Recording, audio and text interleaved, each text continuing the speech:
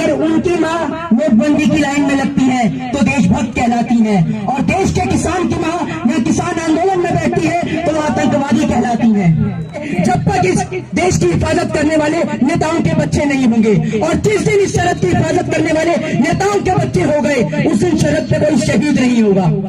अगर ये बिल गंगा से भी पवित्र है तो आप संशोधन करने के लिए तैयार क्यों हो रहे हैं? इसकी मीडिया जो सारे के सारे चैनल अंबानी के हैं, अडानी के हैं, भारतीय जनता पार्टी के राज्यसभा सांसद सुभाष चंद्रा के हैं, तो ये आपके लिए और हमारे लिए कहां से दिखाएंगे? क्या किसान जो गेहूं पैदा करता है उसका आटा सस्ते दाम पर मिलता है, लेकिन इस पौने 2 आंख वाले बाबा रामदेव का आटा महंगा मिलता है? आखिर ऐसा क्यों? वो साध्वी प्रज्ञा ठाकुर कहती है कि अगर देश के किसानों का बिल वापस लिया तो मैं धरने पे बैठ जाऊंगी। ऐसी महिला को महिला कहते हुए मेरा भी दिल रुकता है। हम लोगों को सीने पे गोली खाना मंजूर है, लेकिन अंबानी अडानी की दलाली करना मंजूर नहीं।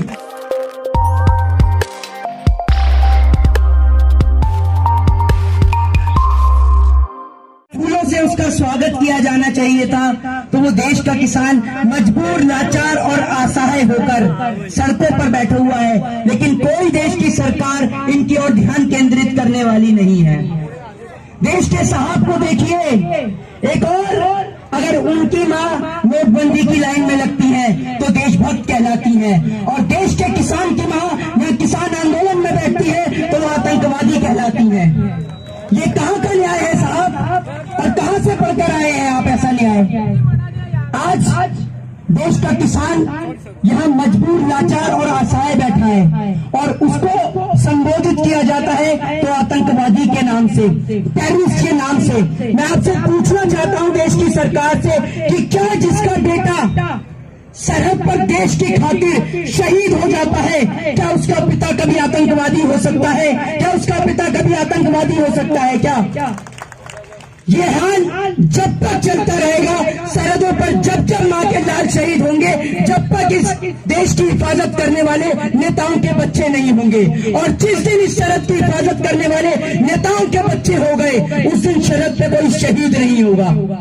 एक और सरहद पर हमारे देश के जवान सीने पे एक गोली खाते हैं, और देश के प्रधानमंत्री जी उन्हीं के यहाँ जाकर बिरयानी खाते हैं। तो ऐसा दोहरा चरित्र क्यों? वो है देश के असली आतंकवादी जो कभी हिंदू के नाम पे, मुस्लिम के नाम पर, कभी मंदिर और मस्जिद के नाम पर इस देश के अंदर दंगे कराते हैं। वो है देश के आतंकवादी। और वो लोग जो देश के किसान को आतंकवादी बता रहे हैं, टेररिस्ट बता रहे हैं, अरे आप लोगों का फर्ज है कि हर एक घर से हर एक व्यक्ति, एक एक व्यक्ति को कम से कम इन किसानों के साथ कंधे से कंधा मिलाकर चलने वाला होना चाहिए, क्योंकि अगर ये देश का किसान नहीं रहेगा तो आप और हम नहीं रहेंगे। ये अगर देश का किसान नहीं होगा तो बिना किसी बाढ़ के, बिना किसी सुनामी के, बिना किसी प्राकृतिक आपदा के ये देश भूखमरी से जूझेगा। इस देश में भूखमरी छा जाएगी, और इस देश को कोई अंबानी, कोई अडानी रोटी खिलाने वाला नहीं होगा। आज आप लोग समझिए कि जब आप और हम गंगा जी से, जमुना जी से 1 लोटा का 1000 बाल्टी भी पानी भरते हैं तो कोई हमसे पैसे नहीं मांगता। मांगता है क्या? नहीं मांगता ना। तो आप सोचिए, फ्री में मिलने वाला पानी जब इन मल्टीनेशनल कंपनी की नजर में आया तो ये इसको 10 रुपए लीटर, 20 रुपए लीटर बेचने लग गए किन्ने और बिस्लरी के जरिए। अब सोचिए, जब किसानों की मंडियां इनके हाथ लगेंगी तो जो आलू आपको और मुझे 10 रुपए किलो, 20 रुपए किलो मिल जाता है, वही आलू 200 रुपए किलो, 300 रुपए किलो मिलेगा, और आपको और मुझे मजबूरी में खरीदना पड़ेगा, क्योंकि आपको अपना और अपने परिवार का पेट भरना है। देश का किसान वो होता है जिसके घर की छत भले ही टपके, जिसका घर भले ही छोटा हो लेकिन दिल बहुत बड़ा होता है। ये वो देश का किसान होता है जिसकी घर की छत से पानी टपके तो वो देख सकता है, लेकिन वो ईश्वर से हमेशा दुआ करता है कि ईश्वर मेरे खेत के अंदर बारिश होनी चाहिए, क्योंकि मेरे घर की छत टपकेगी तो देखी जाएगी, लेकिन मेरे देश के लोग भूखे नहीं मरने चाहिए, मेरे देश के लोग भूखे नहीं मरने चाहिए। वो है ये देश का किसान। लेकिन गलती तो भाइयों आपसे और हमसे ही हुई है, क्योंकि देश की हिफाजत करने के लिए हमने एक ऐसे व्यक्ति को चुन लिया है जो ना पढ़ा लिखा है ना समझदार है, क्योंकि पीने के बाद तो बेवड़ा भी लंबी लंबी बातें करता है। ये तो आप भी जानते हैं और मैं भी जानता हूं। आज वो इस देश के नेता जिन्हें चुना गया था आपके लिए, हमारे लिए, देश के विकास के लिए। दूसरी ओर देश के प्रधानमंत्री कहते हैं कि ये बिल गंगा से भी पवित्र है। अगर ये बिल गंगा से भी पवित्र है तो आप संशोधन करने के लिए तैयार क्यों हो रहे हैं? कहीं ना कोई गड़बड़ है ना, तभी तो संशोधन के लिए तैयार हो रहे हैं। तो इसमें कहीं ना कोई गड़बड़ नहीं, ये पूरा का पूरा बिल ही गड़बड़ है। और आपको एक बात बता दूं कि जितना बरेली के बाजार का झुमका नहीं गिरा, मोदी सरकार के राज में इस मीडिया का स्तर गिर चुका है। आज देश की मीडिया जो सारे के सारे चैनल अंबानी के हैं, अडानी के हैं, भारतीय जनता पार्टी के राज्यसभा सांसद सुभाष चंद्रा के हैं, तो ये आपके लिए और हमारे लिए कहां से दिखाएंगे? आप एक बात बताइए, इन मीडिया का स्कैम और घोटाला समझिए आप। ये टीआरपी का घोटाला करते हैं और अपने चैनलों पर क्या करते हैं, एक मौलाना को बिठा लेंगे और पंडित को भी बिठा लेंगे। मौलाना पंडित को गाली देगा, पंडित मौलाना को गाली देगा, और ये आपस में लड़कर कश्मीर से कन्याकुमारी तक पूरे देश का माहौल खराब करते हैं। ये देश में दंगे कराते हैं, ये देश के आतंकवादी हैं। ये लोग जब देश का मजबूर, असहाय और लाचार किसान जो देश का पेट भरता है, देश का पालन पोषण करता है, ये वो देश का किसान है जो बंजर भूमि से भी अनाज पैदा कर देश की गरीब जनता का पेट भरता है। ये जब गरीब किसान उस रेल की पटरी पर बैठा, तब इसके कहीं से खबर नहीं आई कि किसी रेलगाड़ी का शीशा तक भी तोड़ा गया हो। आप इसे आतंकवादी बताते हैं। रेल की पटरी पर बैठने का उद्देश्य सिर्फ इसका इतना सा था कि सरकार तक अपनी बात पहुंचा दे। और मैं आपको एक छोटी सी बात बता दूं, ये देश का किसान है, आपका वो 2.25 आंख वाला बाबा रामदेव नहीं कि पुलिस वाले एक लाठी और डंडा उठाएंगे और देश का किसान भग जाएगा। वो 2.25 आंख वाला बाबा जो अपने आप को बाबा बताता है, आप भाई कहां से बाबा हो ये बताइए जरा, और किस एंगल से बाबा हो? उठक बैठक लगा के पूरा देश आपने लूट लिया, देश के किसान की जमीन पे आपने कब्जा कर लिया, आप बाबा कब से हो गए?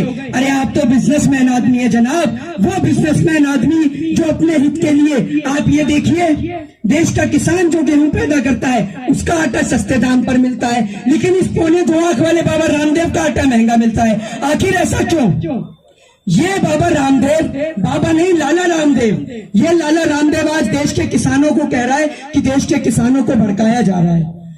आज देश के प्रधानमंत्री जी, ये तो आपको मानना पड़ेगा कि आज आपकी टक्कर बिल्कुल सही पड़ी है। आज आपकी टक्कर इस देश के दूध वाले से पड़ी है, और ये दूध वाला आपकी चाय को पूरा काला करके छोड़ेगा। और आप कहते हैं ना कि मैंने भीख मांगी है, और ये तो सीधी सी बात है कि जिस आदमी को 35 साल भीख में खाना मिल जाए, वो आदमी क्या समझेगा कि अनाज की कीमत क्या होती है, रोटी की कीमत क्या होती है।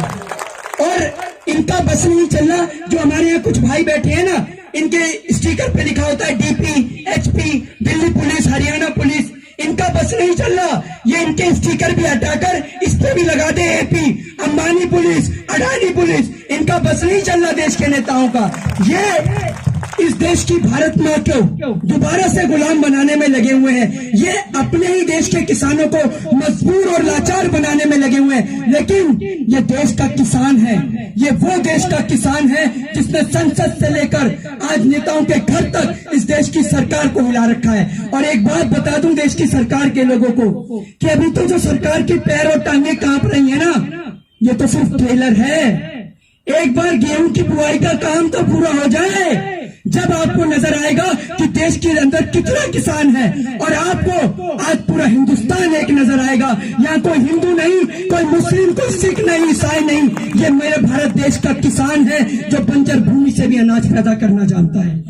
आज ये देश का किसान जब मजबूर और लाचार खड़ा हुआ है, तो इस देश की जनता और कुछ चंद किसान जो भाड़े के किसान लाए गए थे और देश के किसान का मनोबल तोड़ने के लिए, लेकिन जनाब उन्हें जितना पैसा मिला वो उतनी देर तक बैठे रहे और चले गए। एक और जिसके ऊपर मालेगांव बम ब्लास्ट के आरोप का मुकदमा लगा था, वो साध्वी प्रज्ञा ठाकुर कहती है कि अगर देश के किसानों का बिल वापस लिया तो मैं धरने पे बैठ जाऊंगी। ऐसी महिला को महिला कहते हुए मेरा भी दिल रुकता है, क्योंकि हमारे देश में महिलाओं का विशेष सम्मान किया जाता है। लेकिन वो महिला जब एक बहन के साथ में बलात्कार करता है, इन्हीं की पार्टी का एमएलए कुलदीप सिंह सेंगर, तो ये नहीं बोलती। लेकिन आज जब देश के किसान के साथ इन्हें कंधे से कंधा मिलाकर चलना था, तो ये देश के किसान के विरोध में खड़े हैं। और देश की सरकार से सिर्फ मांग इन देश के किसान की इतनी सी है, कोई भीख नहीं मांग रहे देश की सरकार से कि हमें भीख दे दो। और आप एक बात सोच के देखिए, कभी आप लोगों ने इस देश के अंदर सुना है कि किसी बिजनेसमैन ने फांसी लगाई हो, किसी बड़े व्यापारी ने फांसी लगाई हो? नहीं लगाता कभी।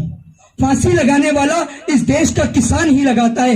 वो इसलिए लगाता है क्योंकि जब इस देश के भगोड़े इस देश से लाखों करोड़ों रुपए लेकर फुर हो जाते हैं, चाहे वो विजय माल्या हो, मेहुल चौकसी हो, चाहे नीरव मोदी हो, उनको लेकर ना प्रधानमंत्री बोलते हैं ना गृह मंत्री बोलते हैं। प्रधानमंत्री कोरोना से पहले कह रहे थे नीरव मोदी आ रहा है, न जाने वो पैदल आ रहा है जो अब तक पहुंचा ही नहीं वो। लेकिन दूसरी ओर देश का किसान बैंक से 10,000 15,000 रुपए उधार का ले ले, बैंक वाले उसके घर पे आ जाते हैं, उसकी जमीन पे कब्जा कर लेते हैं, और जिस कारण देश का किसान डिप्रेशन में आकर आत्महत्या कर लेता है। यह है देश के किसान की आत्महत्या करने का कारण। और देश के अंदर लोग बड़ी आसानी से और चंद छोटे शब्दों में कह देते हैं कि देश के किसान को सब्सिडी मिलती है, देश के किसान को ये मिलता है, देश के किसान को वो मिलता है। अरे कभी सोचा है अपने दिल पे हाथ रख के कि क्यों मिलता है देश के किसान को ये सब? क्योंकि अगर खेत में बारिश नहीं हुई तो उसके पास और कोई अंबानी अडानी जैसा व्यापारी नहीं जो उसके घर और परिवार को पाल देगा। और अगर खेत में ज्यादा बारिश हो गई तो फसल खराब, यानी मरना है तो दोनों तरफ से देश के किसान का। देश की सरकार को जो किसान का हाथ पकड़ना चाहिए था, वो बड़े बड़े बिजनेसमैन का हाथ पकड़ने में लग रही है। अभी 2 दिन पहले की बात है, सिंधु बॉर्डर पर एक छोटी सी बच्ची वो बोलती है रोते हुए कि मोदी जी आप इस काले कानून को वापस ले लो। तो वो रिपोर्टर उनसे पूछता है कि बिटिया आप ऐसा क्यों कह रही हैं, आप क्या जानती हैं इस कानून के बारे में? तो वो बच्ची कहती है कि मैं ज्यादा कुछ तो नहीं जानती इस कानून के बारे में, बस इतना जरूर जानती हूँ कि मेरे पिताजी के अलावा इस खेत के अलावा उनका कोई और सहारा नहीं है। जब वो फसल बेचते हैं तब हमारे घर का खर्चा चलता है, तब मेरे तन पे कपड़े आते हैं और तब मेरे स्कूल की फीस आती है। अगर मेरे हाथ से ये खेत चला गया मेरे पिताजी के हाथ से तो वो बेसहारा हो जाएंगे, असहाय हो जाएंगे, लाचार हो जाएंगे। तो आज आप ये देखिए कि एक और ये आपके लिए और इस देश के लोगों के लिए, खासकर हम जैसे नौजवानों के लिए तो डूब मरने वाली बात है कि हमारे 95 साल के बुजुर्ग और छोटे छोटे बच्चे आज यहाँ इस आंदोलन में आए हुए हैं, लेकिन इस देश की सरकार बिल्कुल भी होश नहीं ले रही। एक और वो लोग जानते हैं इस मिट्टी की कदर जिन्होंने अपने आप को गोली मार ली, क्योंकि वो जानते हैं बड़ी ही मुश्किलों के साथ इस भारत देश को आजाद कराया गया था। न जाने कितनी ही माताओं बहनों ने अपने बेटों को न्यौछावर कर दिया इस भारत देश के खातिर। और लेकिन इस देश के लोग जो चंद व्यापारियों के खातिर, अंबानी और अडानी के खातिर इस देश को दोबारा गुलाम बनाना चाहते हैं, उन देश के उन लोगों के हाथ में कभी ये देश नहीं आएगा। हम लोगों को सीने पे गोली खाना मंजूर है, लेकिन अंबानी अडानी की दलाली करना मंजूर नहीं। और मैं आपको एक बात बता दूं, मेरी उम्र भले ही छोटी है, लेकिन ये मेरे लिए खुशनसीबी होगी कि सीना देश के किसान के काम आएगा, उसके लिए गोली खाने के काम आएगा, तो सबसे पहले सीना इस देश के नौजवान का होगा। जय हिंद, जय भारत।